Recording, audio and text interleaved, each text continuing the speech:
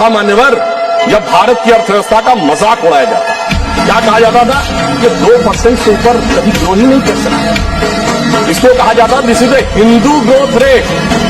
ये कह के हमारा मजाक उड़ाया जाता था कि कभी 2% से ऊपर ग्रो नहीं कर सकते मान्यवर। मगर जब से हम लोग आए हैं, यानी जो लोग कहते हैं कि उन्हें हिंदू ग्रोथ रेट ज्यादा अच्छी लगती थी, अब ये 7.8% की हिंदुत्व की ग्रोथ रेट है, क्योंकि अब वो लोग आए हैं जो हिंदुत्व में विश्वास करते हैं।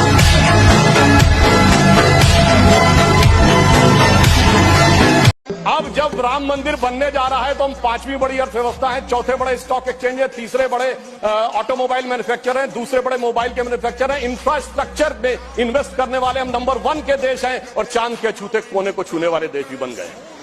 और अब अगर आप देखें तो हम G20 में सबसे ऊपर बढ़ते चले जा रहे हैं।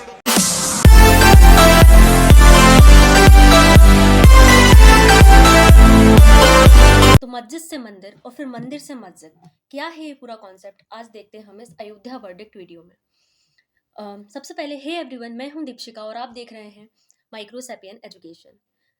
सबसे पहले तो सभी को 22 जनवरी 2024 की हार्दिक शुभकामनाएं।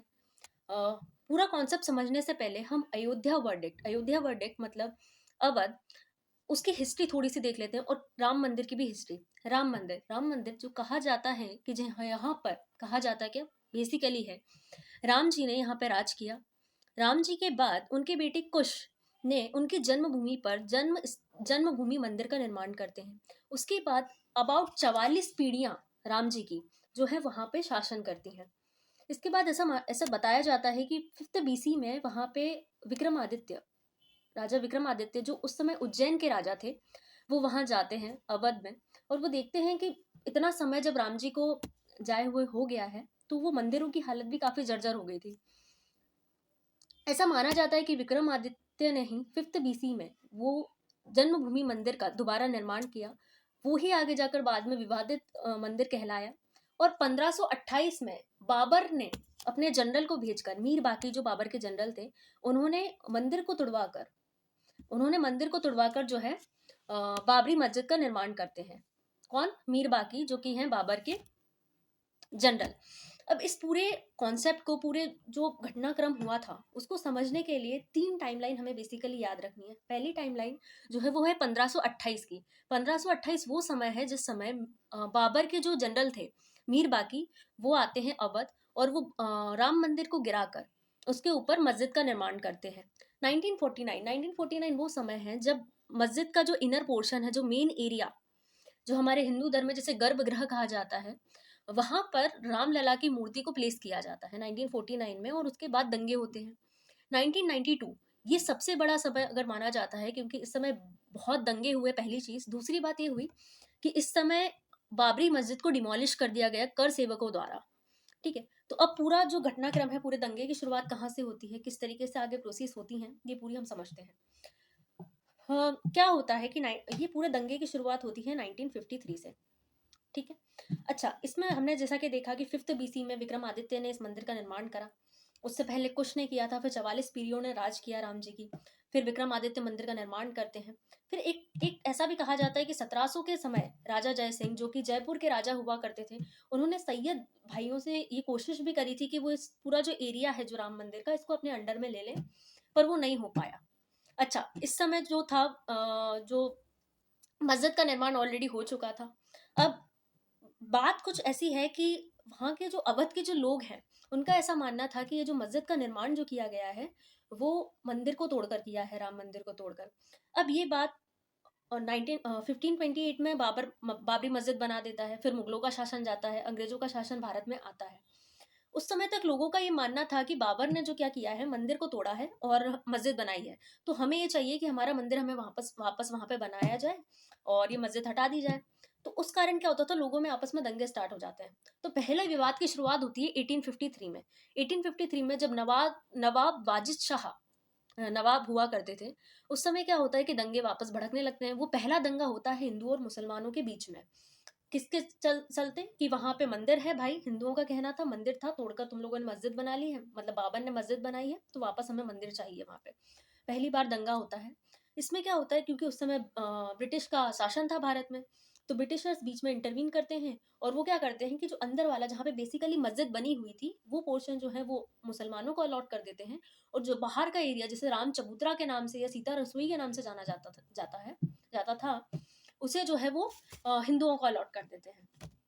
अब सब सही चल रहा है, कुछ समय तक सब सही चलता है। उसके बाद 1853 के बाद 1859 में ब्रिटिशर्स जो है वो इनर एरिया मुसलमानों को दे देते हैं, बाहर वाला एरिया जो है वो हिंदू के अंदर आ जाता है।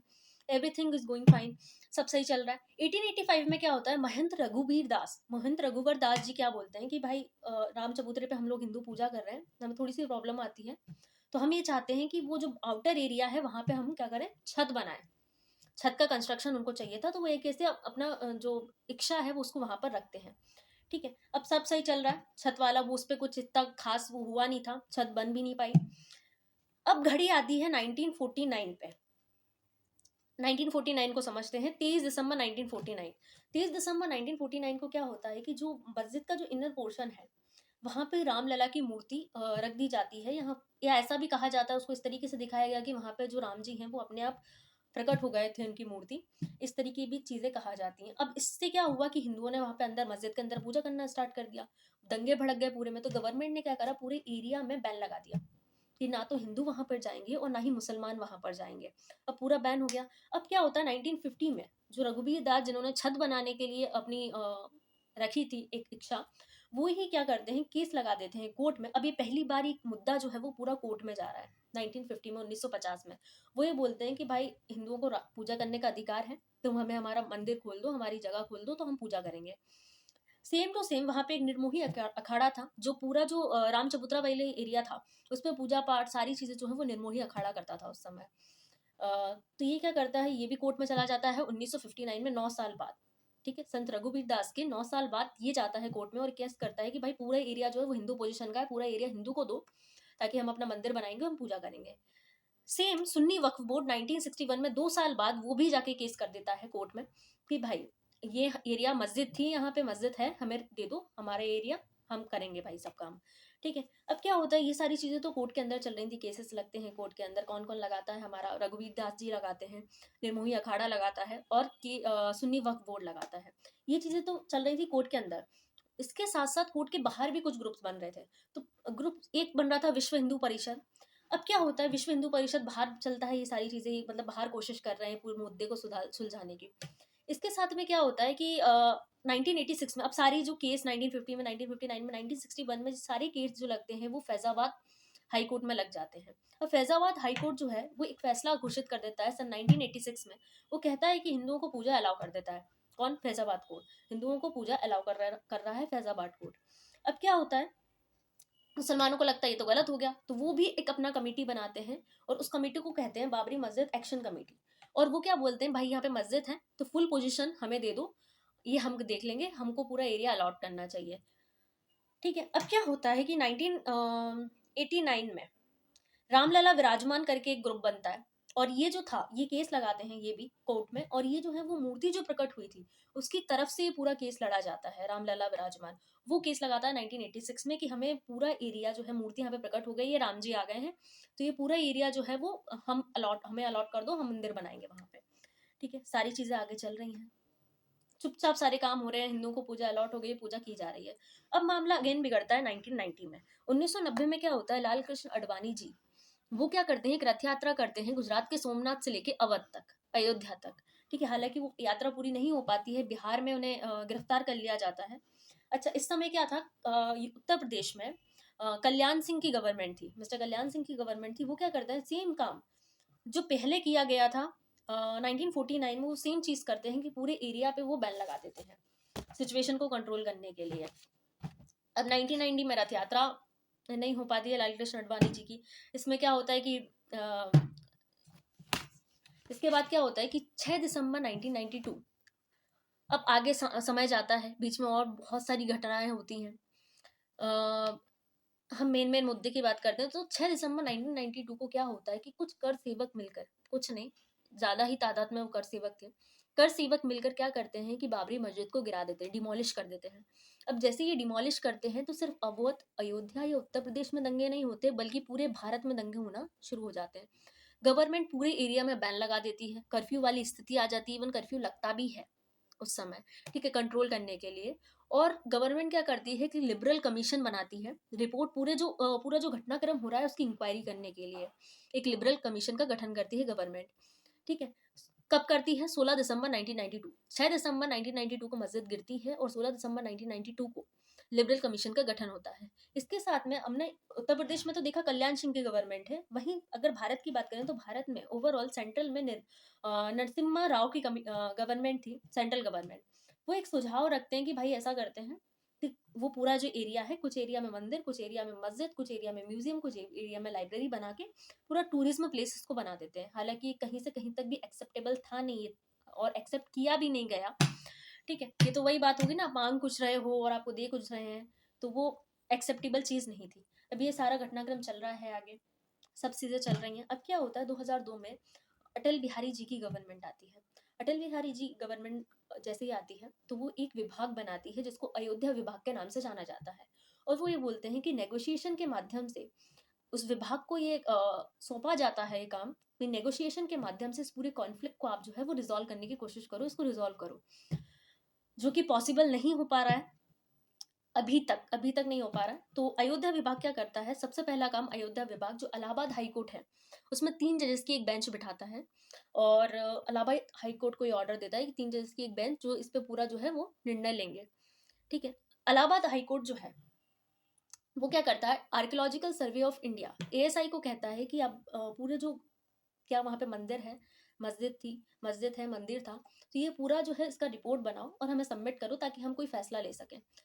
अब क्या होता है कि ASI archaeological survey of India जो कर्जन ने शुरू किया था भारत में, वो उस पूरे सर्वे करता है और वो एक रिपोर्ट सबमिट करता है। उस रिपोर्ट में वो कहता है कि 12वीं शताब्दी में यहाँ पे मंदिर था, 1528 में यहाँ पे मस्जिद थी क्या, मस्जिद हमने देखी ही है, ठीक है, मस्जिद थी। और उससे पहले 12वीं शताब्दी में यहाँ पे मंदिर था, ठीक है।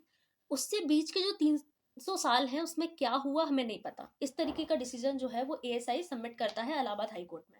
अब 30 सितंबर 2010 को इलाहाबाद हाई कोर्ट एक डिसीजन सुनाता है जो कि बाद में इंटरवीन कर दिया गया सुप्रीम कोर्ट के द्वारा, ठीक है। इलाहाबाद हाई कोर्ट का डिसीजन ये था कि राम मंदिर, राम मूर्ति पाठ जहाँ पे राम मूर्ति प्रकट हुई या रखी गई जहाँ पे 1949 में, वो एरिया जो है वो रामलला विराजमान ग्रुप को दी जाएगा। सीता रसोई यानी जो बाहर वाला जो एरिया है वो निर्मोही अखाड़ा को दे दिया जाएगा और बाकी जो बचा हुआ एरिया है वो वक्फ बोर्ड को दिया जाएगा। ये पूरा डिसीजन इलाहाबाद हाई कोर्ट 30 सितंबर 2010 को दे देता है। अब क्या होता है, 9 मई 2011 को सुप्रीम कोर्ट का एंट्री होती है पूरे प्रोसेस में। सुप्रीम कोर्ट जो है वो इलाहाबाद हाई कोर्ट के डिसीजन पे होल्ड लगा देता है कि भाई अब हम देखेंगे, तुमने हो गया, रुको, हम बताएंगे करना क्या है। सुप्रीम कोर्ट जो है वो पूरे डिसीजन पे होल्ड लगाकर चुप हो जाता है। अब कोई डिसीजन नहीं आ रहा है, कोई कुछ चीज नहीं आ रही है, सब शांत है मामला। वहां पे मस्जिद घेराव कर दिया है, वहां पे मस्जिद डिमोलिश हो चुकी है और फेंसिंग वहां पे लगा दी गई है, पूरा मामला है, सब चल रहा है। छोटे मोटे दंगे बीच में हो ही रहे थे क्योंकि हिंदुओं का ऐसा कहना था कि वहां पे भाई मंदिर था, हमारा मंदिर था, तो मस्जिद बना दी गई है। मुसलमानों का कहना मस्जिद है तो मस्जिद रहने दो।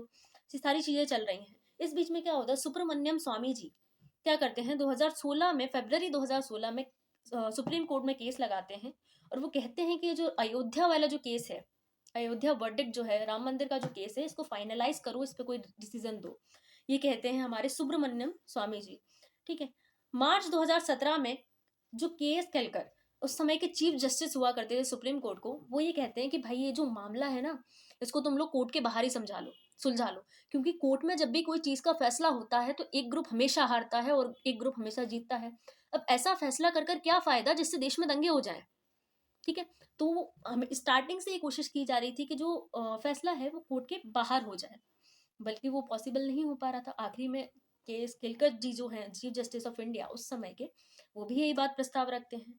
अब क्या होता है, 2017 तक बहुत सारी अपीलें जो है वो सुप्रीम कोर्ट में लगा दी जाती हैं, अबाउट 32 अपीलें लगा दी जाती हैं कि जो केस सुप्रीम कोर्ट ने होल्ड पे रखा है इलाहाबाद हाई कोर्ट के डिसीजन के बाद, इसको फाइनलाइज करो, इसका कोई रिजल्ट दो। इतनी सारी जो है यहाँ पे अपील्स जो है सुप्रीम कोर्ट में पहुंच जाती हैं।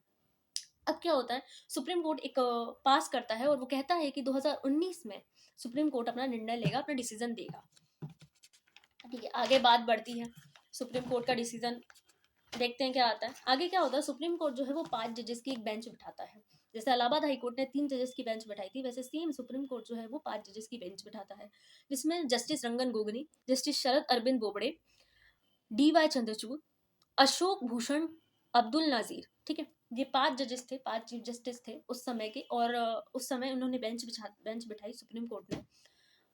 और सुप्रीम कोर्ट ने इस पूरे प्रोसेस पे काम करना शुरू करा। 2019 में वो डिसीजन देगा, ये उसने कहा, सुप्रीम कोर्ट ने कहा। अब क्या होता है, अब यहाँ पे 3 जो मेन पार्टीज थी जिन्होंने जो थी इस पूरे वर्डिक्ट में। पहली पार्टी निर्मोही अखाड़ा, जिसके बारे में हमने पहले भी बात करी है, राम चबूतरे की रखवाली करना उनका काम था। सुन्नी वक्फ बोर्ड और रामलला विराजमान। ये केस जो था वो राम जी की तरफ से लड़ा जा रहा था सीधा। ठीक है, क्योंकि 1949 में जो है वो मूर्ति वहां पे पाई गई थी। ठीक है, अब क्या होता है, निर्मोही अखाड़ा के जो वकील थे वो सुशील कुमार जैन थे। इनका कहना था कि भाई पूरा जो एरिया है, पूरा अंदर वाला जो एरिया है मस्जिद वाला, वो जो है वो निर्मोही अखाड़ा यानी कि राम मंदिर के लिए दे दो हमें।